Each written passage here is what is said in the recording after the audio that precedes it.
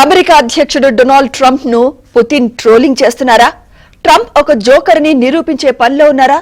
Russia Ukraine war ఆపేందుకు Trump చేస్తున్న ప్రయత్నాలన్నీ విఫలమవుతాయా?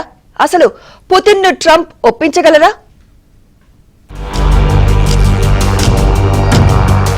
America అధ్యక్షునిగా ఎన్నికయ్యాక ప్రపంచమంతా తన మాటకు ఎదురులేదనుకున్నారు డొనాల్డ్ ట్రంప్. యుద్ధాలను ఆపేస్తానంటూ బీరాలు పోయారు. జో బైడెన్ స్థానంలో తాను అధ్యక్షుడై ఉంటే అసలు రష్యా ఉక్రెయిన్ యుద్ధం జరిగేదే కాదన్నారు. భారత్ పాక్ మధ్య అణుయుద్ధాన్ని ఆపేశానని చెప్పుకొచ్చారు. వేదిక ఏదైనా సరే తన గొప్పతనాన్ని చెప్పుకునేందుకు ప్రయత్నించారు. Just days ago, my administration successfully brokered a historic ceasefire to stop the escalating violence between India and Pakistan. And I used trade to a large extent to do it. I said, fellas, come on, let's make a deal. Let's do some trading. Let's not trade nuclear missiles. Let's trade the things that you make so beautifully. And they both have very powerful leaders, very strong leaders, good leaders, smart leaders.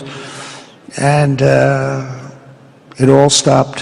Hopefully it'll remain that way, but it all stopped. I was actually getting along. Maybe we can even get them together a little bit, Marco, where they go out and have a nice dinner together. Wouldn't that be nice? But we've come a long way, and it could be, millions of people could have died from that conflict that started off small and was getting bigger and bigger and bigger by the day. I've also been working relentlessly to end the terrible bloodshed between Russia and Ukraine, and very importantly, భారత ఉపఖండంలో Trump హవా నడిచిందో లేదో తెలియదు కానీ రష్యాలో మాత్రం America అధ్యక్షుని పప్పులు ఉడకలేదు. European union అంతా కలిసి ఉక్రెయిన్ కి సపోర్ట్ చేస్తున్నా ఏమాత్రం వెనక్కి తగ్గని రష్యా అధ్యక్షుడు పుతిన్ ట్రంప్ చెప్తే వింటారా అంటే జస్ట్ విన్నట్లు నటిస్తూ తన పని తాను చేసుకుపోతున్నారు. ట్రంప్ చెప్తే యుద్ధం ఆగిపోతుందన్నట్లు నటిస్తూనే ట్రంప్ ను ఓ జోకర్లా ప్రొజెక్ట్ చేసేందుకు ప్రయత్నిస్తున్నారు. మొన్నటికి మొన్న ఇస్తాంబుల్లో తేల్చేస్తామన్నారు. చర్చలకు వస్తానని చెప్పారు. దీంతో ట్రంప్ పశ్చిమాసియా టూర్ పెట్టుకున్నారు. చర్చలు జరుగుతాయేమోనన్న ఉద్దేశంతో ఉక్రెయిన్ అధ్యక్షుడు జెలెన్స్కీ 2 రోజుల ముందే ఇస్తాంబుల్ వచ్చి వెయిట్ చేయడం మొదలుపెట్టారు.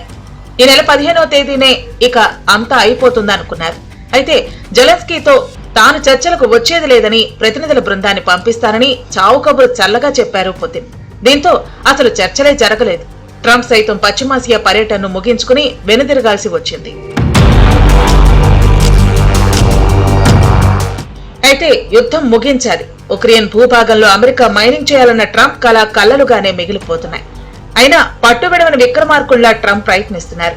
పుతిన్ తో సుదీర్ఘంగా 2 గంటల పాటు ఫోన్ చర్చలు జరిపారు. కలిసి బిజినెస్ చేద్దామంటూ పుతిన్ కు ఓపెన్ ఆఫర్ ఇచ్చారు. పుతిన్ తో జరిగిన చర్చలు సఫలమయ్యాయని, వాటికన్ సిటీ వేదికగా చర్చలు జరుగుతాయని తెలిపారు. యుద్ధం ముగిసిన తర్వాత రష్యా అమెరికా వాణిజ్యానికి అపార అవకాశాలున్నాయని ట్రంప్ పేర్కొన్నారు. యుద్ధం అంతానికి ముందడుగంటూ 3 నెలల నుంచి ట్రంప్ చెప్తున్నారు తప్ప అడుగు ముందుకు పట్టం లేదు. స్వయంగా ఉక్రెయిన్ అధ్యక్షుడు జెలెన్స్కీనే యుద్ధం ముగించే ఆలోచన పుతిన్ కి లేదని ఆయన మనసులో మరేదో ఉందంటున్నారు. ఇదే నిజమనిపిస్తోంది. ట్రంప్ మాట్లాడితే పుతిన్ మాట్లాడుతున్నారు తప్ప చొరవ తీసుకోవటం లేదు. ఆయన ఒత్తిడికి ఏమాత్రం లొంగటం లేదు. అగ్రరాజ్యమని అహంకారం చూపిస్తే మాత్రం గట్టిగా సమాధానం చెప్తున్నారు పుతిన్. శాంతి చర్చలకు సిద్ధమంటూనే కండిషన్లు పెడుతున్నారు. 2 దేశాధినేతలు చర్చలు సఫలమయ్యాయి అంటున్నారు. అసలు చర్చ ఎప్పుడు మొదలెడతారో చెప్పటం లేదు. కనీసం సీజ్ ఫైర్ పై ఎలాంటి ప్రకటన చేయలేదు. అమెరికా, EU ఎన్ని ఆరోపణలు చేస్తున్నా, ఆంక్షలు విధిస్తున్నా ఉక్రెయిన్ పై కఠిన వైఖరి వీడటం లేదు పుతిన్.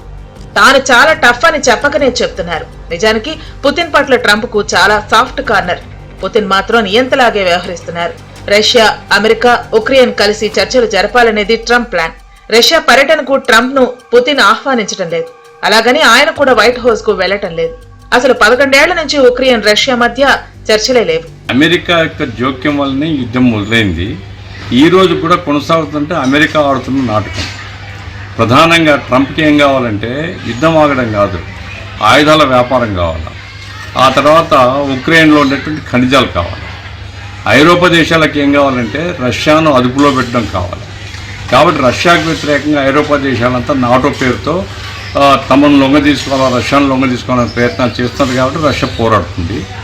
అమెరికా ఉక్రెయిన్ను బెదిరించి ఖనిజ వనరులన్నీ కూడా స్వాధీనం చేసుకున్నది.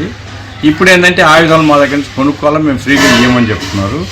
ఉక్రెయిన్లో ఉండేటువంటి ఒక ప్రభుత్వం అది బాధ్యతారహితమైనటువంటి అహంకారపూరితంగా ఉండేటువంటి జెలెన్స్కీ ప్రభుత్వము యుద్ధాన్ని కొనసాగిస్తుంది.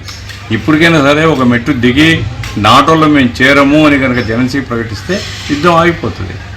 అయితే ఇప్పుడు ట్రంప్ ఏమి నేను ఆపుతాను అంటున్నాడు. ట్రంప్ బెదిరిస్తే బెదిరే కాలం లేదు ఇప్పుడు. ఇంతకుముందు ఏకధ్రువ ప్రపంచం ఉంది, ఇప్పుడు అట్లా కాదు. ప్రతి దేశం కూడా చాలా ఇంపార్టెంట్ దేశంగానే ఉంది ప్రపంచంలో. అమెరికా బెదిరిస్తే బెదిరిపోవడానికి ఎవరు సిద్ధంగా లేరు.